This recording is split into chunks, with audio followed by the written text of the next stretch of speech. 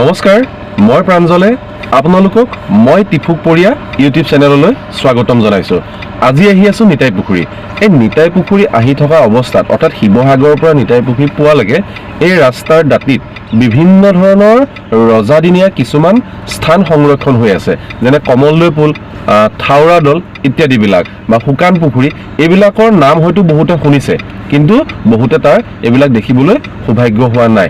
আজি আমি এই ভিডিঅ'টোৰ যোগেদি এই স্থানবিলাক আপোনালোকক দেখাম। তেন্তে বন্ধুসকল আহক আমি ভিডিঅ'টোৰ মাজলৈ আগবাঢ়ো।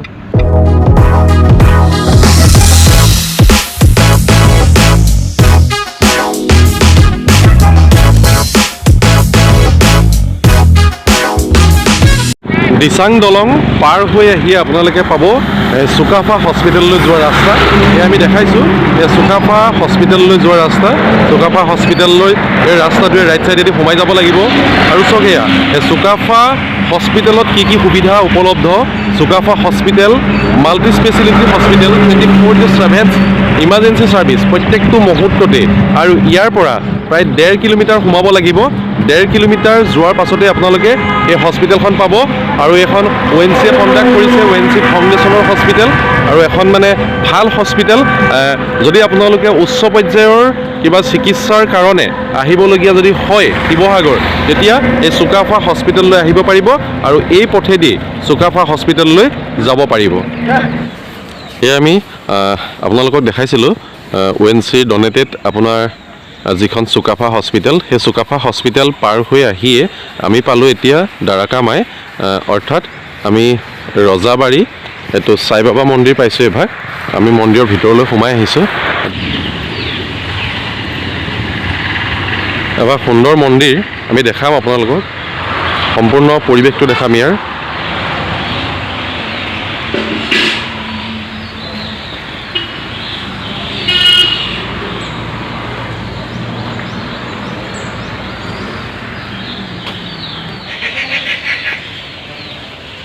এইভাগেই এই মন্দিৰভাগ আমি দেখাইছোঁ আপোনালোকক। কেতিয়াবা যদি আপোনালোকে শিৱসাগৰৰ পৰা এই ৰাস্তাইদি আহে, তেতিয়া ৰাস্তাৰ কাষতেই পাব এই মন্দিৰভাগ। এভাগ সম্পূৰ্ণ আটক ধুনীয়া মন্দিৰ। ইয়াত অহাৰ লগে লগে কিবা এটা সাংঘাতিক এটা ভাল ফিল হয়, মানে মনটো খুব ভাল লাগে। আৰু ক'ৰবাত যাত্ৰা কৰিবলৈ হ'লেও ইয়াত যেতিয়া আপুনি মূৰটো দুৱাই যাত্ৰা কৰিব, আপোনাৰ যাত্ৰাও শুভ হ'ব। আৰু দেখিছোঁ এটা সুন্দৰ পৰিৱেশ ইয়াতে বিৰাজ কৰিছে। এয়া মন্দিৰৰ চৌপাশ, এটা প্ৰাকৃতিক পৰিৱেশ ইয়াত বিৰাজ কৰিছে। এটা প্ৰাকৃতিক পৰিৱেশ ইয়াত দিবৰ চেষ্টা কৰিছে মন্দিৰ কৰ্তৃপক্ষই। বিভিন্ন গছ আছে, চৰাই চিৰিকটিৰ মাতত ইয়াত মুখৰিত হৈ আছে। এটা মন্দিৰৰ চৌপাশ আমি দেখাইছোঁ, এটা খুব ধুনীয়া পৰিৱেশ ইয়াতে আছে।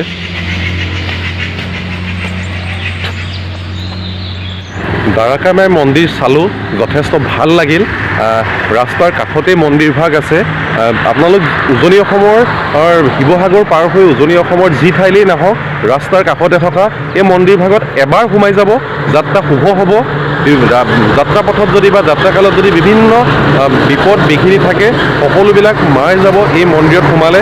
বিভিন্ন ভক্ত আহে, আমিও ইয়াতে আজি আহিছোঁ, প্ৰথমবাৰ আহিছোঁ, যদিও আমি সদায় এই ৰাস্তাটোৱেদি পাৰ হৈ গৈ থাকোঁ। আমি মূৰ দুৱাই যাওঁ, আজি আমি ইয়াতে নিজে আহিছোঁ, চাব আহিছোঁ, যথেষ্ট ভাল লাগিলে। আহক ইয়াৰ পিছতে আমি থাওৰা দলৰ পিনে আগবাঢ়োঁ।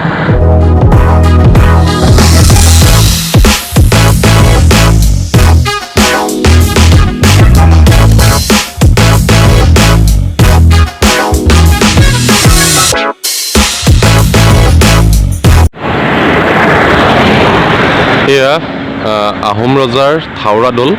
আহোম ৰজা গদাধৰ সিংহই নিৰ্মাণ কৰোৱাইছিল এই থাওৰা দল। এই থাওৰা দলৰ এয়া সন্মুখ ভাগ, আৰু এই গেটৰ তলেদিয়ে দলৰ ভিতৰলৈ সোমাই যাব পাৰি। গেটত তলা লাগি আছে, সম্ভৱ তলা বন্ধ অৱস্থাত আছে, আমি সোমাব নোৱাৰিম। আমি বাহিৰৰ পৰাই দেখাইছোঁ। এয়া দেখিছে, এইভাগেই হ'ল থাওৰা দল। শিৱসাগৰৰ পৰা কেতিয়াবা যদি ডিমৌ বা ডিব্ৰুগড় বা তিনিচুকীয়া আহে, ৰাস্তাৰ কাষতে দেখিব থাওৰা দল। আৰু এই থাওৰা দলভাগ আপোনাৰ আলন বুঢ়া দিহিঙীয়া বৰবৰাই স্বৰ্গদেউ গদাধৰ সিংহৰ দিনত নিৰ্মাণ কৰিছিল। আৰু ইয়াতে আহোমৰ যি মানে স্থাপত্য কলাৰ এটা অপূৰ্ব নিদৰ্শন আহোম ৰাজত্বৰ। এয়া চাওক, এয়া থাওৰা দল।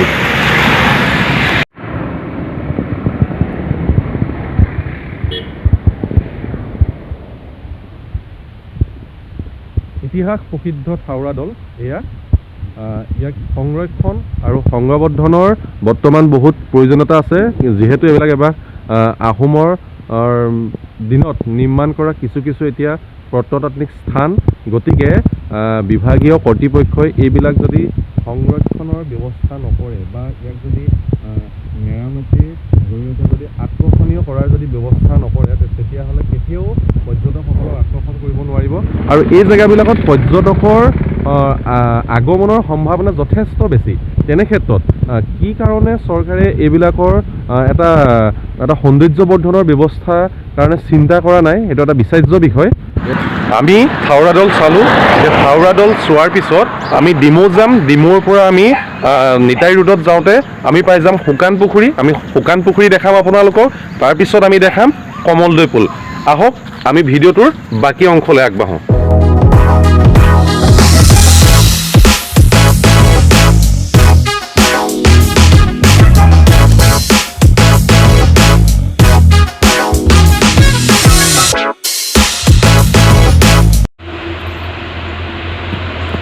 আৰু এই যে পুখুৰীভাগ দেখিছে, এই পুখুৰীটোৱে হ'ল ইতিহাস প্ৰসিদ্ধ শুকান পুখুৰী। বুৰঞ্জীত পোৱা মতে বা এতিয়া কিছু লোকৰ মুখত আমি শুনা মতে এই পুখুৰীটো আহোম ৰজা আৰিমত্ত সিংহই খনাইছিল। এটা বৃহৎ পুখুৰী আৰু এই পুখুৰীটো ইতিমধ্যে সংৰক্ষণৰ প্ৰয়োজনীয়তা আহি পৰিছে আৰু চৰকাৰে ইতিমধ্যে ইয়াৰ ব্যৱস্থা কৰিছে।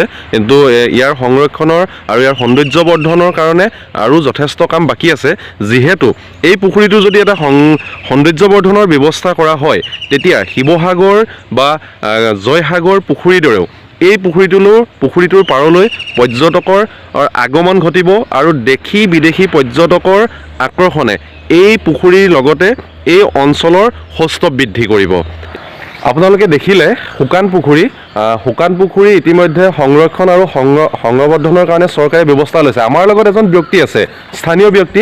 আমি তেখেতৰ পৰা জানিব বিচাৰিম চৰকাৰে এই ক্ষেত্ৰত কেনেকুৱা পদক্ষেপ লৈছে। হয়, চৰকাৰে এতিয়া আহিছিলে, আহি পেলাই এইবিলাক ফেঞ্চিং মাৰিলে। এইটো মেটেকাৰে ভৰ্তি হৈ আছিলে। এতিয়া মেটেকা চাফ চিকুণ কৰিলে চৰকাৰে, আৰু এতিয়া সংৰক্ষণৰ কাৰণে ইয়াত পোষ্টাৰ বেনাৰ লগাই থৈ গৈছে। এতিয়া কেনেকৈ হয় আৰু সিমানখিনি গম নাপাওঁ। হয়, ধন্যবাদ। এয়া হ'ল ঐতিহাসিক কমলদৈ পুল। ডিমৌ নিতাই সংযোগী পথত থকা এইটো ইতিহাস প্ৰসিদ্ধ কমলদৈ পুল।